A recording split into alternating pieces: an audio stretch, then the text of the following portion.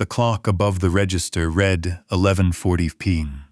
Outside, Chicago drowned. Rain hammered the cracked windows of Miller's Market in sheets, so thick the streetlights blurred into smears of amber and gray. Thunder rolled somewhere over the lake, low and constant, like the city itself was groaning under the weight of the storm. The fluorescent lights above the register flickered every few seconds, buzzing, dying, then stuttering back to life, painting the store in a sickly, pulsing white. The linoleum floor was stained with years of spilled coffee and melted snow boots, cracked in the corner by the beer cooler, where nobody had bothered to fix it. The bell above the door hadn't rung right in months. It gave a dull, tired clink now instead of a chime. Like it, too, was exhausted. Cheryl Kennedy stood behind the plexiglass counter, arms braced against the register, staring at nothing. 14 hours. She had been on her feet for 14 hours, and her lower back screamed every time she shifted her weight. Her uniform polo, faded blue, Miller's Market, stitched crookedly over the pocket, clung to her shoulders, damp with the humidity that leaked through the store's broken air system. Her dark hair had slipped out of its ponytail hours ago, strands sticking to her temples. She was 25 years old, and some nights, standing under those flickering lights, she felt 60. Her purse sat beneath the counter. Inside it, $24.50. That was all. That had to cover her bus fare home, and whatever she could scrounge together for dinner, and probably breakfast, too, if she was careful. Her father had died 8 months ago. The medical bills hadn't died with him. They had multiplied, colonized her mailbox, turned into calls from numbers she no longer answered. She was 3 weeks behind on rent. Her landlord, Hector, had started leaving notes taped to her door instead of knocking. She rubbed her eyes and glanced at the security monitor, bolted above the cigarette rack. Its grainy black and white feed showing the empty parking lot, rain slashing sideways through the camera's dead light. Nobody was coming in tonight. Nobody ever came in this late, not in weather like this. Then the bell gave its broken little clink. Cheryl looked up. A man stepped through the door, and the storm seemed to follow him in. A gust of wind and rain that scattered a display of chip bags off the end cap. He didn't seem to notice. He didn't seem to notice much of anything, except the act of standing upright. He was tall, broad-shouldered in a way that filled the doorway, his frame draped in a dark trench coat, so soaked it clung to him like a second skin. Water ran off him in rivulets, pooling instantly on the cracked linoleum. His dark hair was plastered to his forehead, and even from behind the counter, even under those dying fluorescent lights, Cheryl could see it. Blood, a dark stain spreading beneath his coat, blooming across his shirt just below his ribs. The fabric darkened and wet in a way that had nothing to do with rain. His face was bruised along one cheekbone, a cut above his eyebrow crusted with dried blood. He smelled like copper and rain and something else beneath it. Expensive cologne, cedar and leather, utterly out of place in a gas station convenience store at midnight. Cheryl's hand drifted, instinctively, toward the small red button beneath the counter, the one that called the number posted on the door, the one she'd never actually had to press. The man didn't look at her yet. He moved slowly down the first aisle, one hand braced against the shelf, breathing like each step cost him something. He picked up a bottle of hydrogen peroxide, then a roll of thick gauze, then athletic tape. He paused at the bread rack, took the cheapest loaf of white bread without seeming to register the brand. Then 2 bottles of water. He carried it all to the counter and set it down with the careful precision of a man, trying very hard not to show how much pain he was in. Up close, Cheryl could see his eyes. Dark, sharp, tired in a way that didn't match the rest of him. Like exhaustion was a foreign language his body was only just learning to speak. "That's everything," he said. His voice was low, controlled, a faint rasp underneath it. Cheryl rang it up with hands that weren't quite steady. "That'll be 1983. He reached into his coat and produced a black card. Not just black, matte, heavy, the kind of card Cheryl had only ever seen in magazines. No numbers stamped into the front, no bank logo she recognized. She swiped it. The machine blinked red, dediclined. He frowned, the first real expression she'd seen cross his face. Something between confusion and contained fury. "Try it again." She did, dediclined. "The account's been frozen," he said, more to himself than to her, jaw tightening. He patted down his coat pockets. Nothing. No wallet, no cash. Just a phone with a cracked screen shoved deep into an inside pocket, and blood soaking through fabric that used to cost more than Cheryl's monthly rent. "I don't have cash on me," he said. He looked at her directly now, and there was something unsettling about the stillness in his eyes. Like a man used to people simply obeying him, recalibrating in real time, to the fact that she might not. "Let me take these. I'll pay you back tomorrow. 10 times what it's worth. You have my word." Cheryl almost laughed. Not out of cruelty, out of sheer exhaustion, out of the absurdity of a bleeding stranger in a $500 coat, promising her money he clearly, at this exact moment, did not have. She thought about the security camera behind her. She thought about her manager, a balding man named Roy, who counted the register down to the penny and had fired the last cashier for giving away an expired hot dog. She thought about the $24.50 in her purse, all she had left in the world until Friday. She looked at the blood soaking through his shirt. "You're bleeding," she said. "I'm aware. You need that gauze tonight. Not tomorrow." He said nothing.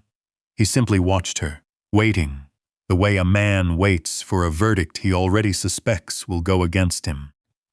Cheryl reached under the counter, pulled out her purse, and took out a $20 bill. She held it for 1 second longer than she needed to, long enough to feel the reality of what she was about to do settle into her chest, cold and clear. Then she fed it into the register. "There," she said, sliding the small bag of supplies across the counter. "Now it's paid for." The stranger stared at her like she'd spoken a language he hadn't heard in years.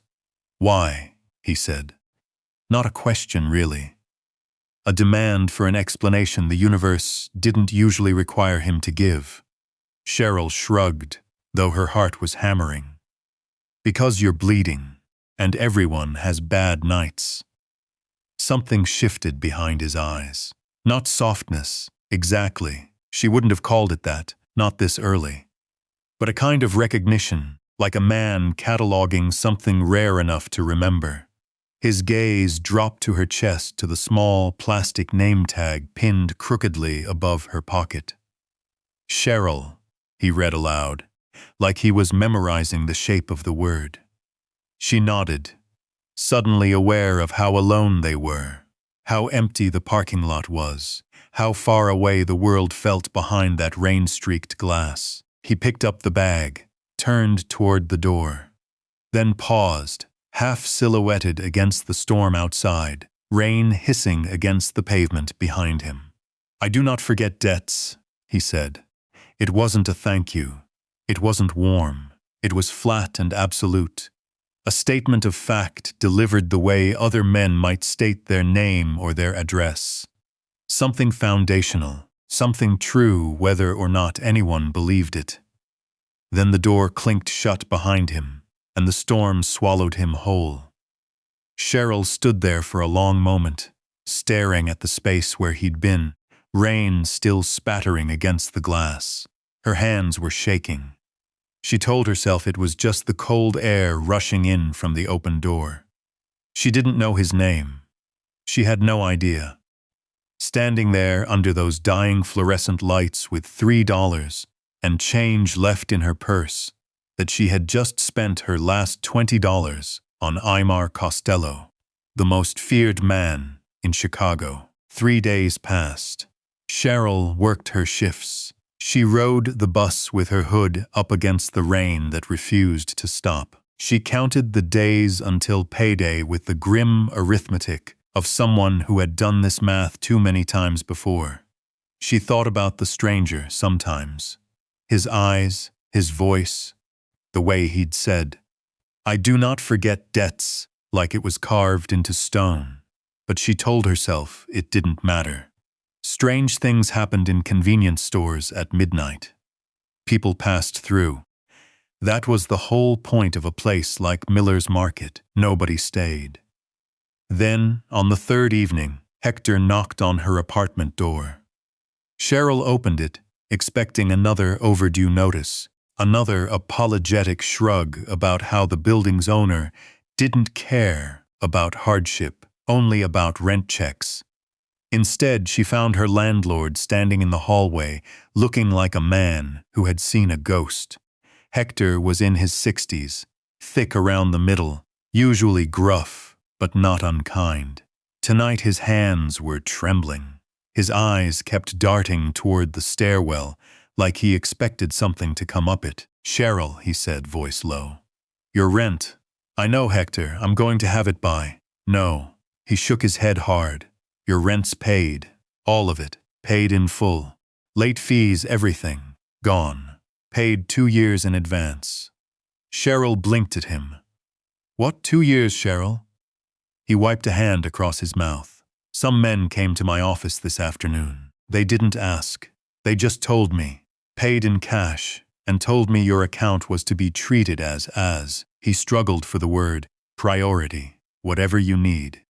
Whatever's broken, fixed. No questions. That doesn't make any sense. I don't know anyone who.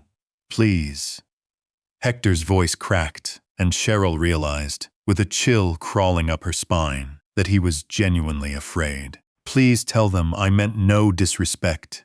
If you talk to them again, whoever they are, please. I always treated you fair. I never."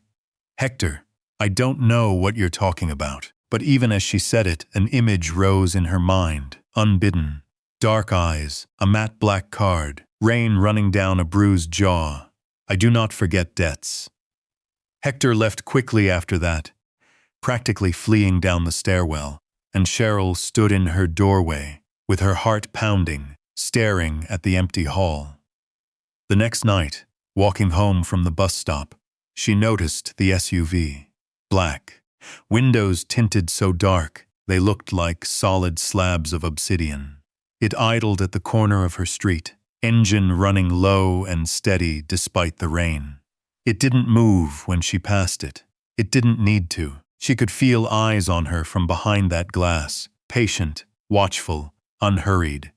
She walked faster. The SUV didn't follow, not that night. But she saw it again the next evening, parked a block from Miller's Market, and again 2 nights. After that, idling near the bus stop like a held breath. She told herself it was nothing. She told herself a lot of things that week. It was a Tuesday when Detective Gregory Lawson found her. Cheryl was restocking the back aisle. Canned soup, dented boxes of crackers, the fluorescent light above her buzzing its familiar death rattle.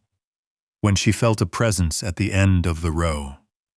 She turned, expecting a customer, and found a man in a rumpled coat blocking the aisle's only exit. He was maybe 50, thick through the shoulders, in a way that had gone soft with age, a 5 o'clock shadow that looked more like neglect than style. His eyes were flat and calculating, the kind of eyes that had learned long ago how to make people feel small. "Cheryl Kennedy," he said, and there was something oily in the way he said her name, like he was tasting it. He held up a badge in a worn leather case. "Detective Gregory Lawson." Chicago PD. Can I help you with something? Cheryl's voice came out steadier than she felt. Lawson didn't answer right away. Instead, he pulled a phone from his coat pocket and held it up, screen facing her. A photo. Grainy, black and white, clearly pulled from a security camera. The one above the register, she realized. The one bolted over the cigarette rack. It showed her 3 nights ago, sliding a bag of supplies across the counter to a bleeding man in a soaked trench coat. Recognize this? Lawson asked, voice dripping with false pleasantness. Cheryl's mouth went dry. I don't know what that is. Sure you do. Lawson stepped closer, and Cheryl instinctively stepped back, her spine meeting the cold metal shelving behind her. That man you handed a first aid kit to, like some kind of good Samaritan. That's not some drifter, sweetheart. That's Aymar Costello. The name meant nothing to Cheryl, and it must have shown on her face, because Lawson laughed. A short, humorless bark. Course you don't know. Why would you? Aymar Costello runs half this city and nobody's supposed to know his face, let alone his name. Most feared man in Chicago, and you just handed him bandages like he was a stray dog. Lawson's smile thinned. He was supposed to be dead. The Rossi family put 3 bullets in him a week ago. Good, clean ambush. Should have bled out in an alley like a man who finally ran out of luck. Instead, some cashier decides to play nurse. And now he's walking around breathing again. Cheryl felt the blood drain from her face. I didn't know who he was. He was hurt. Doesn't matter what you knew. Lawson's hand shot out, gripping her wrist hard enough to bruise, yanking her forward. What matters is what you know. Now, where is he? Costello, where's he hiding? I don't know. I gave him a bag of supplies, and he walked out into the rain. I never saw him again. Don't lie to me.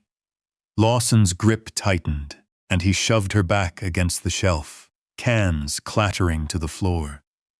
His other hand closed around her throat, not choking, but close enough that she felt the threat of it, the promise of what came next if she didn't answer fast enough. You think I don't know what happens to people who help men like Costello? You think you get to just walk away clean? Cheryl clawed at his wrist, gasping, black spots swimming at the edge of her vision, when a voice cut through the aisle like a blade through silk. Let go of her. Lawson froze. At the end of the aisle stood the stranger from 3 nights ago. Except he was no longer the stranger from 3 nights ago. Gone was the soaked trench coat, the bruised face, the desperate stagger of a man running on fumes. In his place stood a man in a perfectly tailored charcoal suit, dark hair combed back, expression carved from stone. He looked taller now, somehow, though Cheryl knew that wasn't possible. He looked lethal, the kind of stillness that belonged to something coiled and dangerous, not resting, just waiting. 2 men flanked him, silent and broad-shouldered, hands loose at their sides in the particular way of men who knew exactly how fast they could move if they needed to. Costello, Lawson breathed, and for the first time, his flat, calculating eyes showed something like fear. Aymar didn't raise his voice. He didn't need to. You put your hand on someone who does not belong to your war, detective. She's a witness.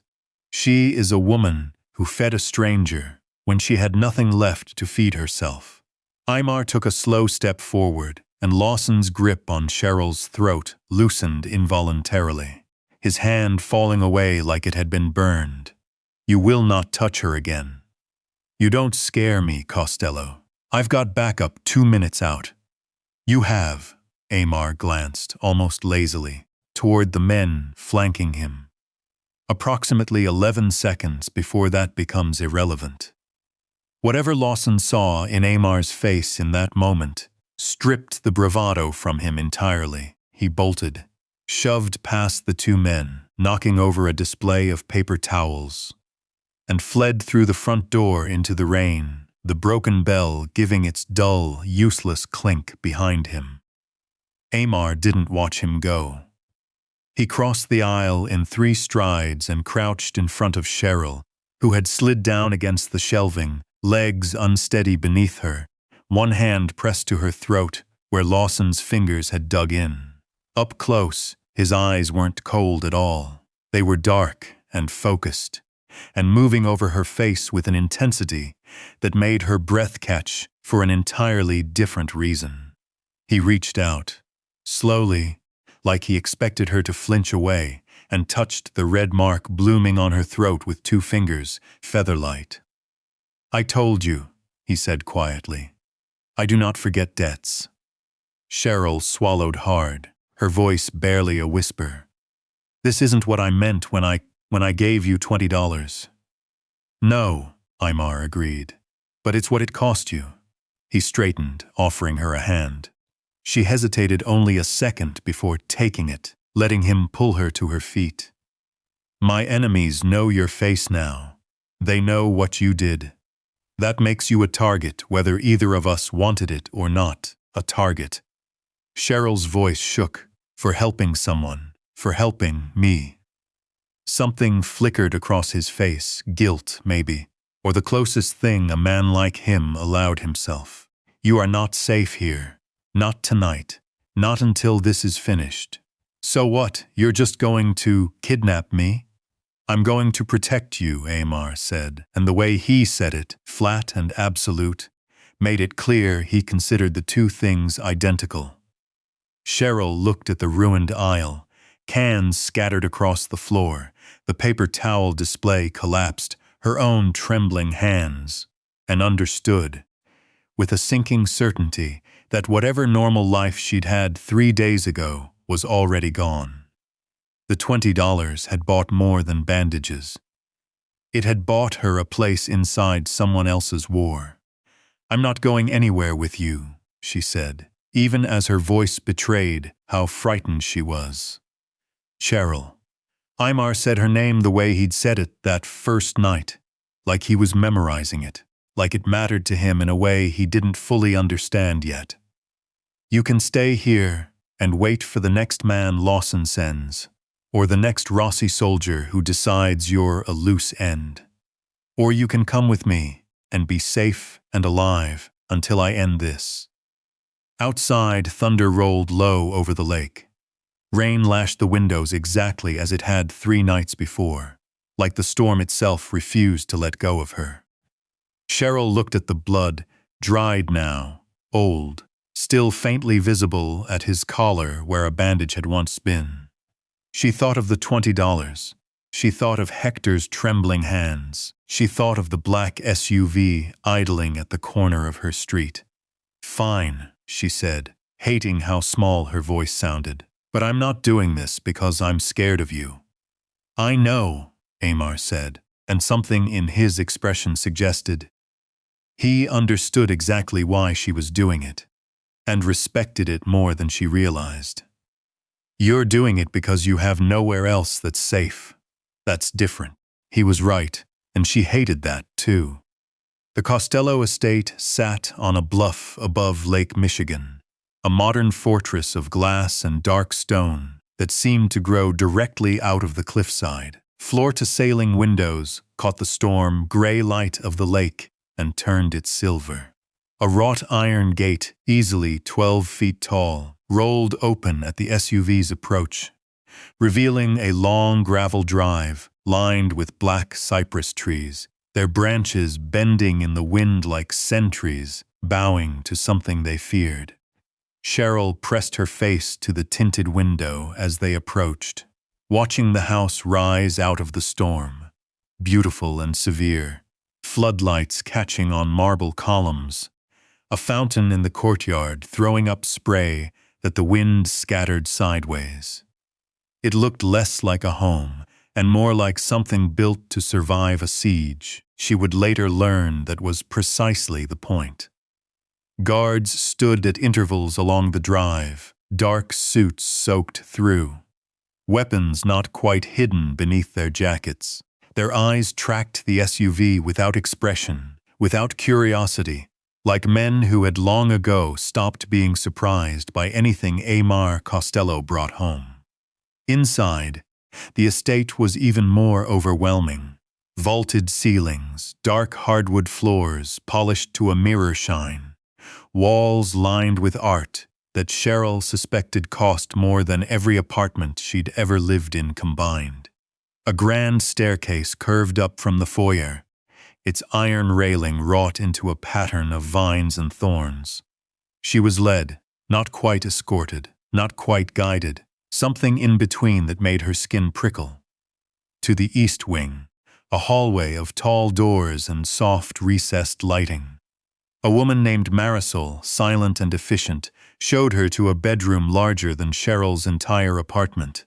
A 4-poster bed, a private bathroom with a soaking tub, a walk-in closet already stocked with silk blouses and cashmere sweaters in her exact size, tags still attached.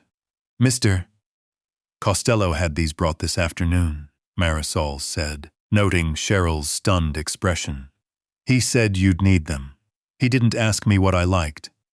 "He rarely asks," Marisol said, not unkindly, and left her alone. Dinner was catered. Some elaborate dish Cheryl couldn't name, served on china so fine she was afraid to set her fork down too hard. Books lined a small reading nook by the window, an eclectic mix that suggested someone had studied her, or guessed at her, with unsettling accuracy. A guard stood at the end of her hallway, unmoving, silent, present at every hour she checked. She could not leave.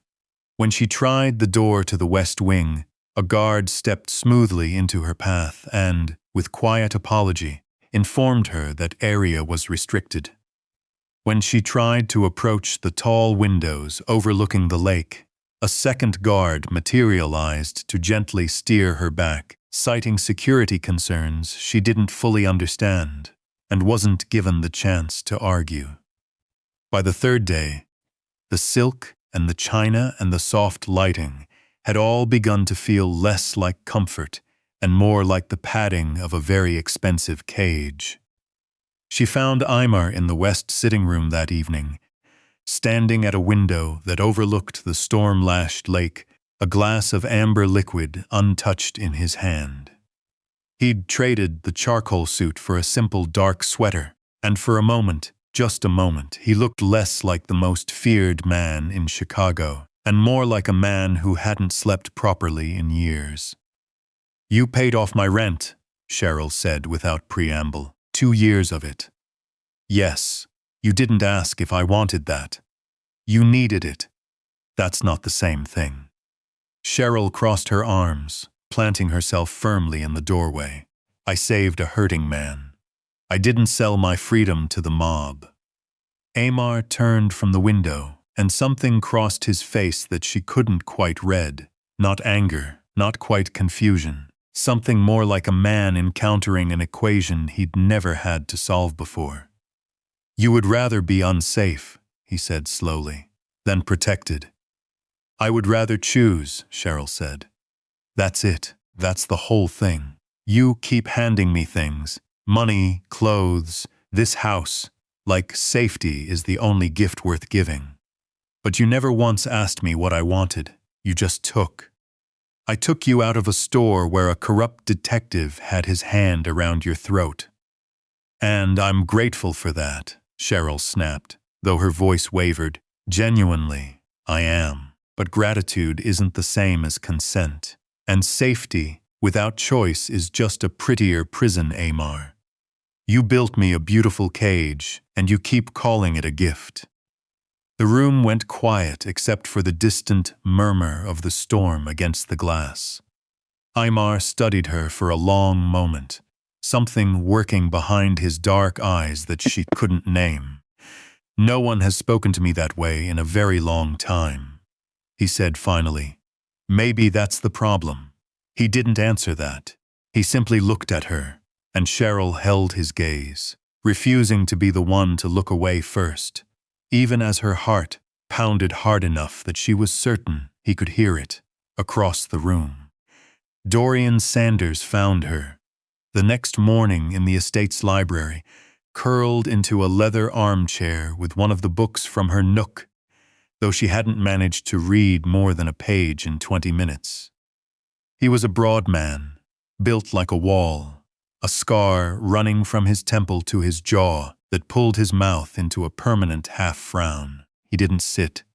He stood near the doorway, arms crossed, studying her the way one might study a stray animal that had wandered somewhere it didn't belong. "You're the cashier," he said. "Cheryl," she said. "I have a name. I know your name." Dorian's voice was gravel and steel. "I also know Aymar Costello has been untouchable for 11 years because he had no weaknesses, no wife, no children, no soft place for anyone to press a knife. He built himself into a man nobody could threaten because there was nothing to threaten with. And now? Now he's moved half his security detail to protect a cashier from a gas station." Dorian's jaw tightened. "You tipped a mafia war with $20, Miss Kennedy. Whether you meant to or not." "I didn't ask for any of this," Cheryl said, setting the book down, her voice sharper than she intended. "I didn't ask him to pay my rent. I didn't ask to be dragged out here. I didn't ask to become someone's weakness. I gave a bleeding man a bag of gauze because it was the right thing to do, and everyone around me keeps acting like that makes me the villain." Dorian was quiet for a moment, his scarred jaw working like he was chewing on something he hadn't expected to say. "It doesn't make you the villain," he admitted finally. "It makes you dangerous. There's a difference." He studied her a moment longer. "Most people who end up in this house want something from Aymar: money, protection, leverage. You didn't want anything. You still don't, do you?" "I want to go home." Something shifted in Dorian's expression. Not quite warmth, but the beginning of it, a grudging respect settling into the hard lines of his face. "That," he said, "is going to be a problem for him, because I don't think he knows how to give that to you." He turned to leave, then paused in the doorway. "For what it's worth, most people flinch when I walk into a room. You didn't. That counts for something around here." That evening, Aymar summoned her to his private study. The room smelled of leather and old paper, bourbon and faint cigar smoke, shelves of books lining every wall, floor to ceiling, a fire crackling in a stone hearth despite the warmth of the season. Aymar sat behind a heavy oak desk, a glass of bourbon at his elbow. But he rose when Cheryl entered, gesturing to the leather chair across from him. She didn't sit. "You wanted to see me," she said. "I wanted to explain myself," Aymar said, which surprised her enough that she softened, just slightly, leaning against the doorframe instead of standing rigid in it. "I'm listening." Aymar rounded the desk, leaning against its edge, arms crossed, studying the fire rather than her, as though what he was about to say required somewhere else to look. "Every person who has ever come into my life," he said slowly, "has wanted something from me. Money, power, access to the things I control, my protection when they've made enemies of their own, or," his jaw tightened, "my death, when they decided I was worth more dead than useful. That has been the entire architecture of my existence since I was 19 years old." Cheryl said nothing, letting him continue. "You gave me your last $20, he said. When I had nothing to offer you, no name, no power, nothing but blood on my shirt and a card that didn't work. You had no way of knowing what I could give you in return, and you gave it anyway." He looked at her now, and the intensity in his eyes made her breath catch. "That kind of kindness is dangerous to a man like me, Cheryl. It doesn't fit anywhere in the world I understand. It creates something I cannot control." "An obsession," Cheryl said quietly, and Aymar's silence confirmed it. "I don't know how to hold something," he admitted. without gripping it until it breaks. Cheryl crossed the room slowly, stopping a few feet from him, close enough to see the exhaustion beneath his composure, the same exhaustion she'd seen in his eyes that first night in the store. "Then here's your answer," she said. "If you actually respect what I did, if it actually meant something to you, you cannot repay kindness by stealing my freedom. That's not gratitude, Aymar. That's just a different kind of taking. I am trying to keep you alive. I know, and I believe you mean it. But you can't build a cage out of good intentions and call it love or loyalty or whatever this is turning into and expect me to just thank you for it." Her voice cracked slightly on the last word, and she hated that it did. "I need you to ask me things, Aymar, not just decide them for me." He opened his mouth to respond, and the world exploded into red light and screaming sirens. The alarm tore through the estate like a living thing, red emergency lights strobing down every marble corridor, klaxons shrieking off the vaulted ceilings. Aymar's expression transformed in an instant, all the vulnerability of a moment ago vanishing beneath something harder, faster, honed by years of exactly this kind of moment. "Get down," he snapped, already moving, already pulling a weapon from beneath his jacket that Cheryl hadn't known was there. The study door burst open. Dorian filled the frame, blood already streaking one temple, a pistol in each hand. Perimeters breached, east and south gates. They're already inside the courtyard. Aymar, this wasn't a smash and grab. They knew the rotation. They knew where the cameras had gaps. "Safe room," Aymar said, grabbing Cheryl's arm and pulling her toward the study door. "Safe room's jammed," Dorian said grimly. "Someone locked it from the inside command panel. Nobody breaches that without internal access." Aymar's face went cold and still. Someone inside did this. There was no time to process the implication. Gunfire erupted somewhere below them, sharp cracks echoing up the marble stairwell, followed by shouting, the shatter of glass, the heavy thud of bodies hitting the floor. Smoke began curling up from the lower level, acrid and gray, catching in Cheryl's throat. "Move," Aymar barked, and they ran. The corridor stretched ahead of them, the red alarm lights strobing against priceless paintings that lined the walls. And then one of those paintings exploded outward in a spray of splintered frame and canvas as a bullet tore through it, missing Aymar's head by inches. He shoved Cheryl bodily against the wall, his own body a shield between her and the stairwell below, where three men in dark tactical gear were already ascending, weapons raised. "Dorian," Aymar shouted. "On it!" Dorian leaned around the corner and opened fire, driving the men back down the stairs in a chaos of shattering marble and screamed curses. Cheryl's ears rang with the concussive crack of each shot, her whole body flattened against the wall, heart hammering so hard she thought it might tear loose from her ribs. "There's a servant corridor," Aymar said, low and urgent, right against her ear. "Behind the library. It leads down to the wine cellar. Can you run?" "Yes," Cheryl breathed, though her legs felt like water. "Then run." They broke from the wall together. Aymar's hand locked around her wrist, pulling her down the corridor as more gunfire chewed through the plaster behind them. They ducked through a narrow servant's door hidden behind a bookshelf in the library. Cheryl hadn't even known it was there, and descended a tight, unlit staircase that spiraled down into the cool dark of the estate's wine cellar. Racks of bottles lined the walls, dim emergency lighting, casting long shadows across the stone floor. Aymar pressed Cheryl against the nearest rack, his body angled to block hers, breathing hard. "Stay here," he said. "Do not move." "Aymar," Cheryl.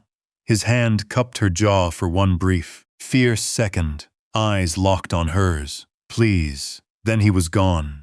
Back up the stairs, weapon raised, vanishing into smoke and red light. Cheryl's whole body shook. She pressed herself into the shadows between two wine racks, listening to the chaos above.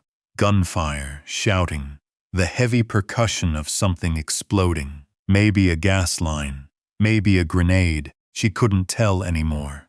The whole house seemed to shudder around her.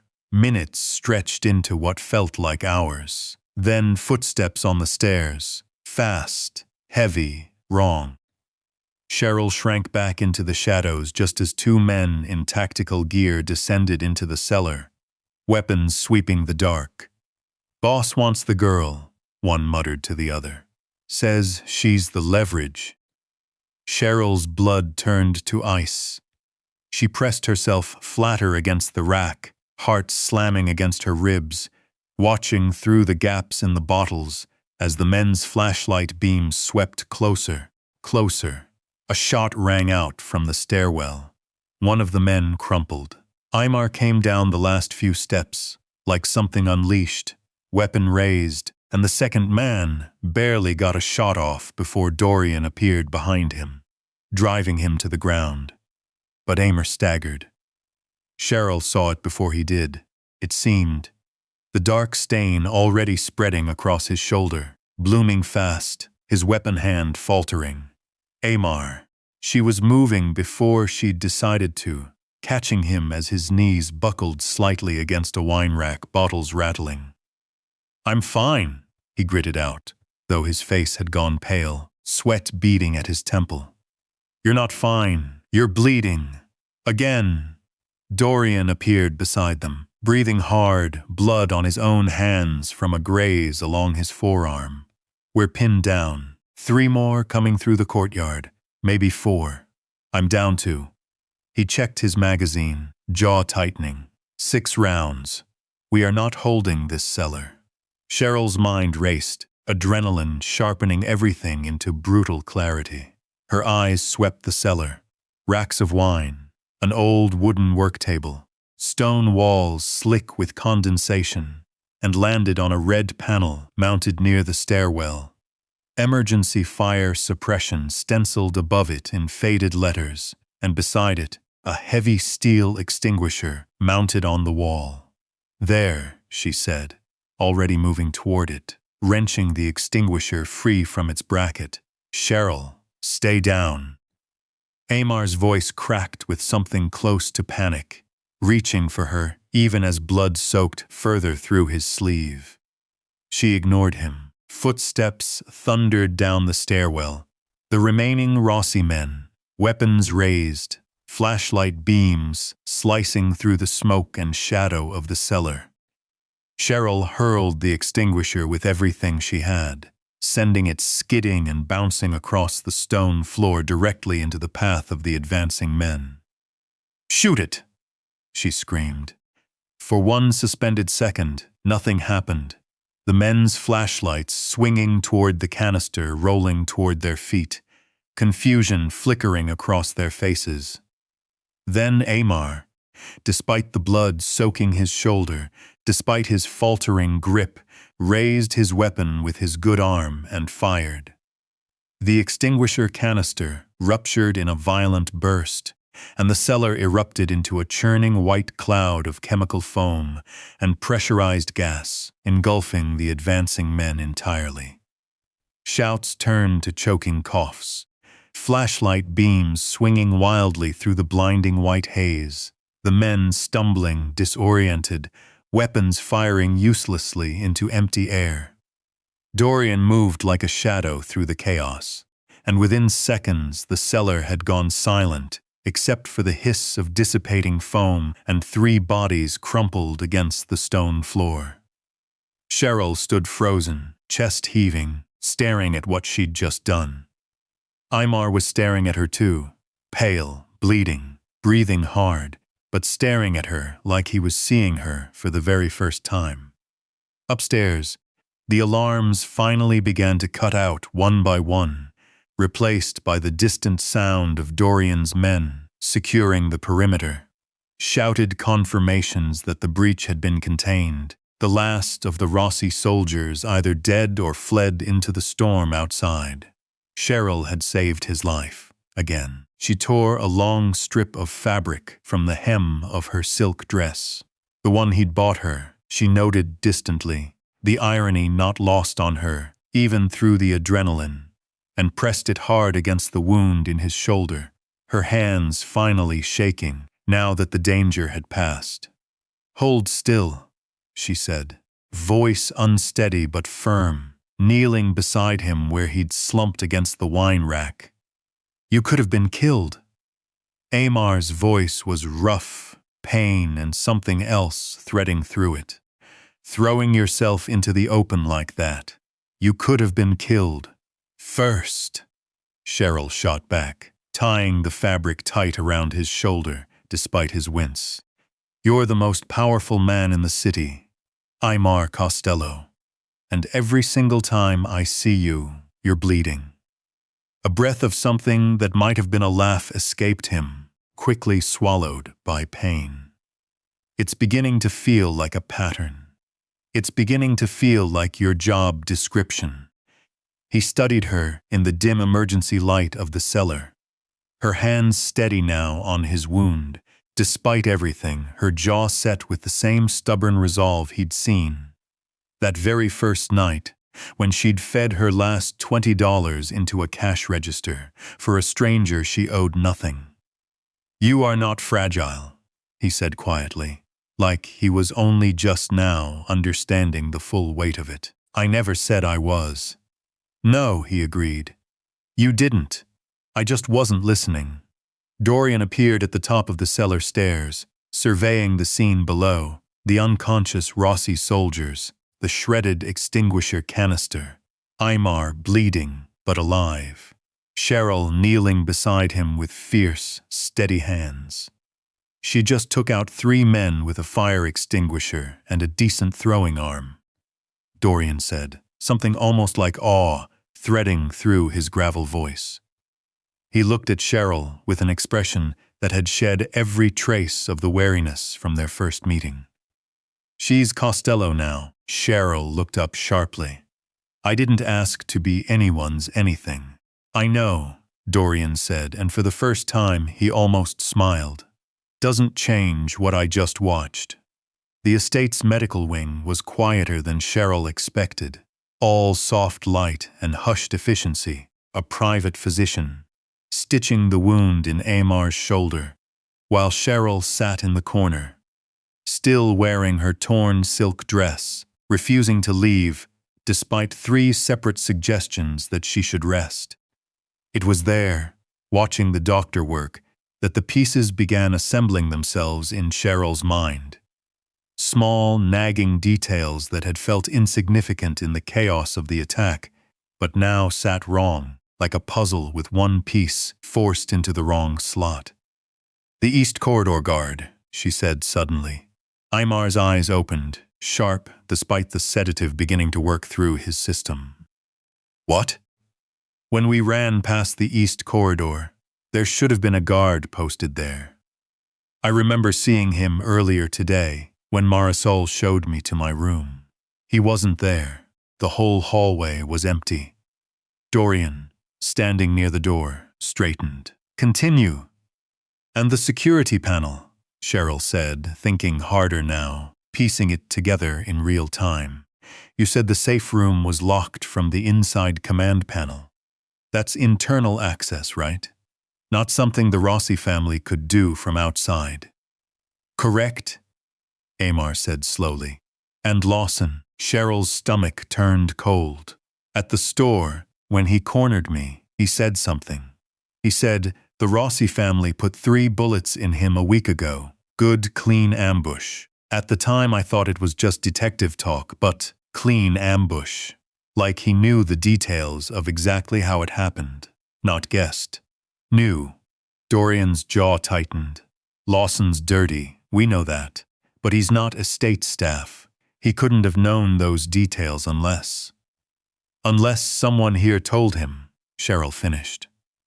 Aymar sat up despite the doctor's protest, eyes locked on Cheryl with an intensity that made the room feel smaller. Who else knew the ambush details internally? Dorian's face darkened. Only senior staff. Myself. You and… He stopped. And who? Aymar pressed. Elias Venn, Dorian said slowly, head of night security. Cheryl's mind raced further, another piece sliding into place. The camera blind spot in the east wing. When I tried to walk near the windows the first night, a guard stopped me. But I noticed the camera above that section wasn't blinking. The little red light. Every other camera in the house has it. That one didn't. Dorian's expression hardened into granite. Elias installed that section's cameras himself 6 months ago. Said the old wiring needed replacing. You think it's Dorian, Cheryl said quietly, watching Aymar's face, seeing the suspicion that had clearly been building there since the safe room failure. Because the breach used high-level access, and Dorian has the highest access besides you. But it's not him. How do you know that? Aymar said, though his voice had softened, the accusation already draining out of it.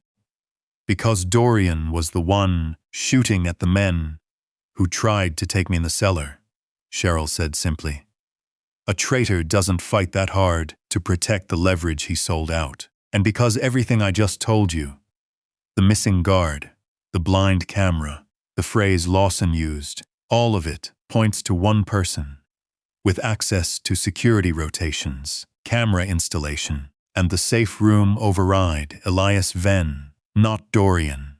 Silence settled over the room, heavy and absolute. Aymar looked at Dorian. Dorian looked back, unflinching, and something passed between the two men. 11 years of loyalty, tested, and now, in this moment, vindicated. I suspected you, Aymar admitted quietly. For nearly an hour tonight, I suspected you. I know, Dorian said. I'd have suspected me too, given the access. He glanced at Cheryl, something like gratitude flickering across his scarred face. Good thing someone in this house still thinks clearly under pressure. Find Elias, Aymar said, and his voice had gone cold and final. The voice of a man Cheryl hadn't fully met until this moment, now. It took less than an hour. Elias Venn was found in the estate's security office, attempting to wipe the server logs, a burner phone in his jacket pocket with 3 unanswered calls from an unlisted Rossi family number. He didn't resist when Dorian's men took him. He didn't deny it either. Not really. Just stared at Aymar with the flat, resigned expression of a man who had gambled everything on the Rossi family winning and lost. They offered me the North Territory, Elias said quietly, before they led him away. 11 years, and you never once considered giving it to me yourself. 11 years, Aymar said, and you never once asked. It wasn't satisfaction on his face as Elias was taken away. It was something closer to grief, the particular grief of a man realizing, all at once, that the architecture of distrust he'd built his entire life around had cost him more than it had ever protected. Within days, with Elias exposed and the safe room override traced directly to Rossi family contacts, Dorian's men rolled up what remained of the Rossi Network's Chicago operation with brutal efficiency. Detective Gregory Lawson was found 2 days later in an FBI holding cell, having finally been caught on the wrong end of a federal corruption investigation that Aymar, Cheryl would later learn, had quietly fed evidence into for months. The war, as much as wars like this ever truly ended, was over. Aymar found Cheryl 3 nights later on the terrace overlooking Lake Michigan.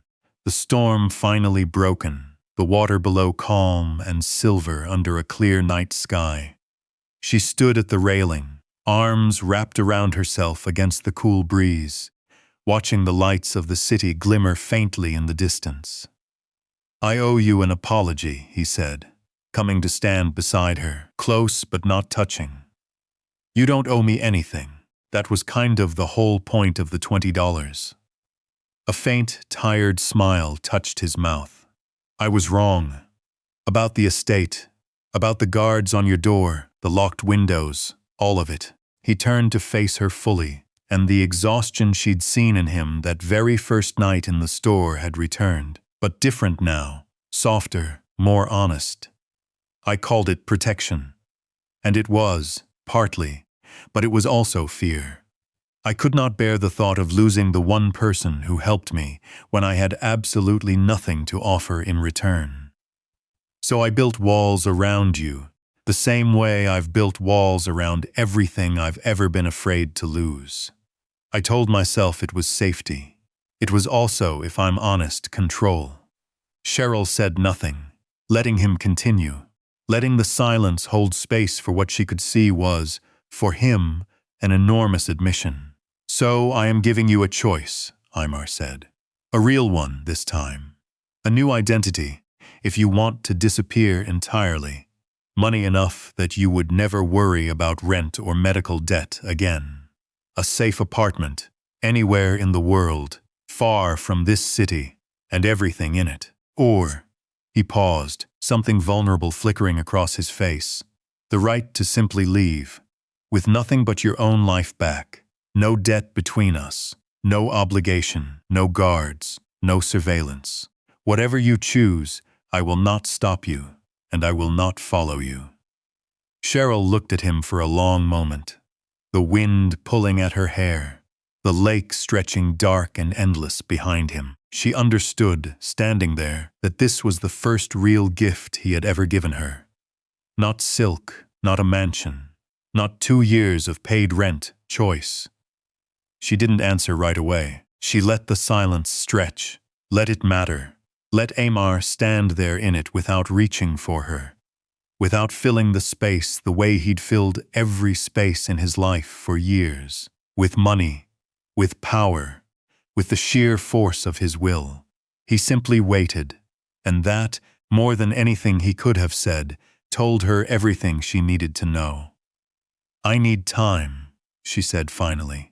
Not because I'm afraid of you, because I want to choose this, whatever this is, with a clear head, not because I'm grateful, or scared, or swept up in. She gestured vaguely at the estate, the lake, all of it, whatever this has been. If I come back to you, Aymar, I need it to be because I chose it, not because you gave me nowhere else to go. Aymar nodded slowly, and something in his expression suggested this was, perhaps, the answer he had needed to hear more than any other. Take whatever you want from what I offered, he said. No conditions. I want to go home, Cheryl said. My home. Not because I don't believe you, because I need to know what my own life feels like, again, on my own terms, before I decide what to add to it. All right, Aymar said simply. And, for the first time since the storm-soaked night she'd first met him, he let her go. Weeks passed. Cheryl returned to her small apartment, to the bus routes, and the grocery budget, and the particular rhythm of an ordinary life. Except, it wasn't quite ordinary anymore, because the debt collectors had stopped calling, and Hector greeted her in the hallway, with none of the fear he'd shown before.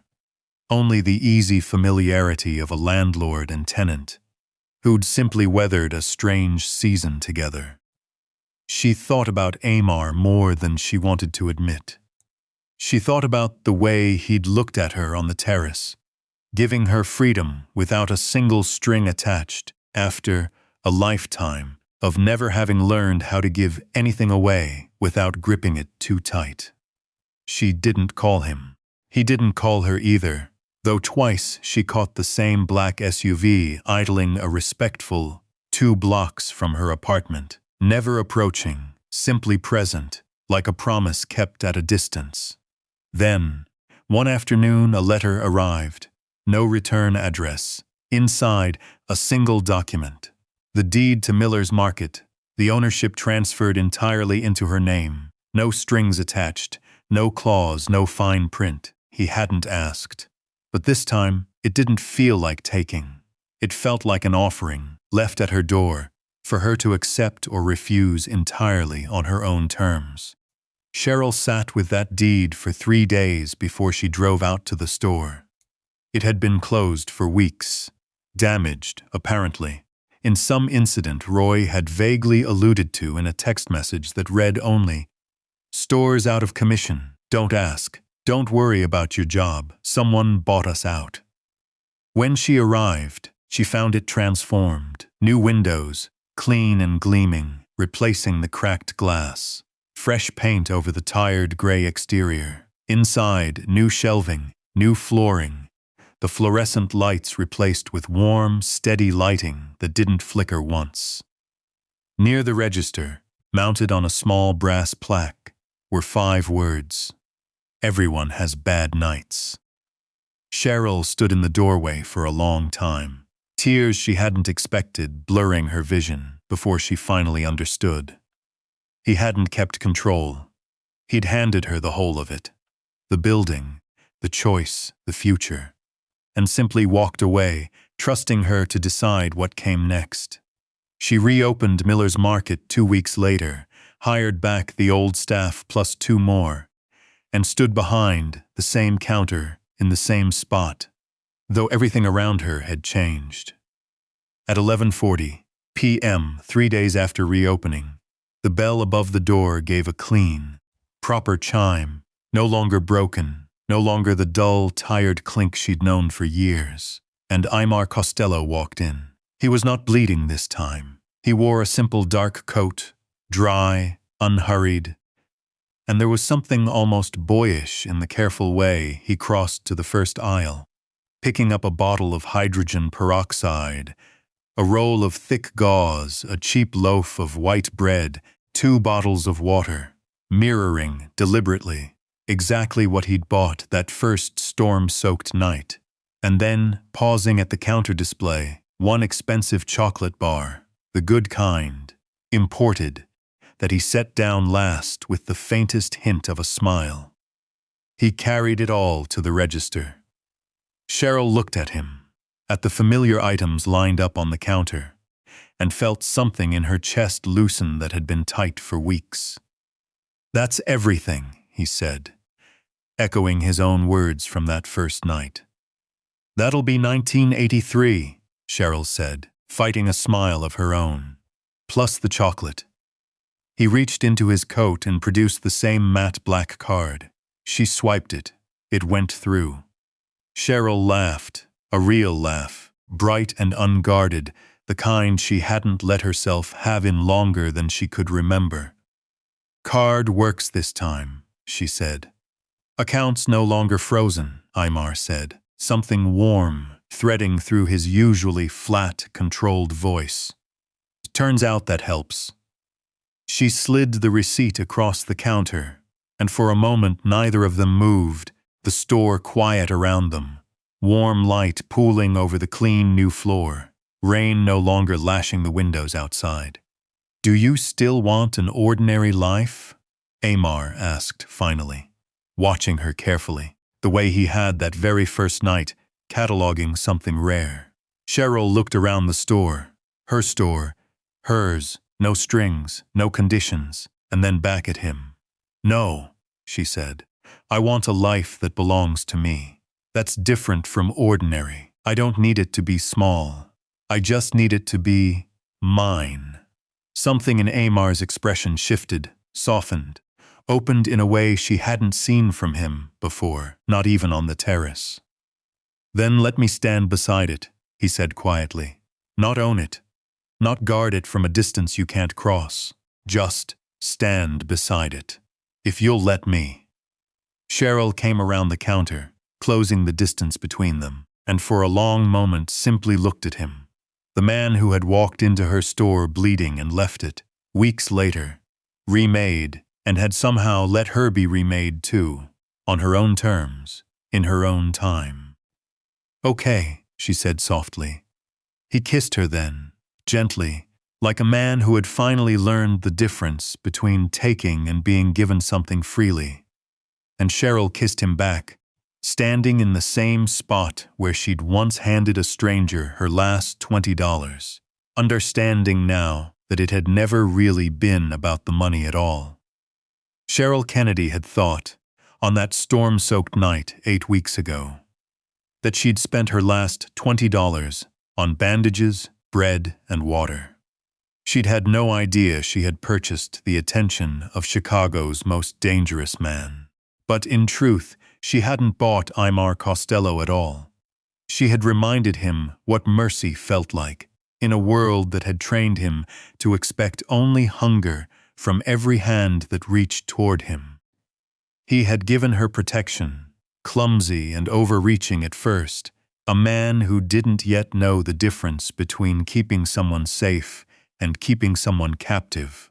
And somewhere between the fear and the fighting, she had taught him freedom, the terrifying, necessary kind. The kind that lets go, even when letting go feels like losing. And somewhere between a storm-soaked convenience store, a mansion full of gunfire, and a fire extinguisher hurled at killers in a dark wine cellar, the city's deadliest ghost had found the one person brave enough to treat him like a man. Long before she ever knew he was a monster, the plaque above the register still reads the same 5 words it always will. Everyone has bad nights. Some nights, though, if you're lucky, if you're brave enough to hand a stranger your last $20 in the middle of a storm, they turn into something else entirely. So, would you have paid for the stranger's supplies that night, knowing nothing about who he was? Was Aymar wrong to take Cheryl to the estate without asking her first, even if it kept her alive? And out of everything in this story, Lawson finally being stopped, Cheryl hurling that fire extinguisher into the dark, or the store reopening under her own name. Which moment hit you the hardest? Tell us in the comments below. If you loved this story, hit like, subscribe for more cinematic romance sagas, and share this with someone who needs a reminder that kindness is never wasted, even when it's the last $20 you have.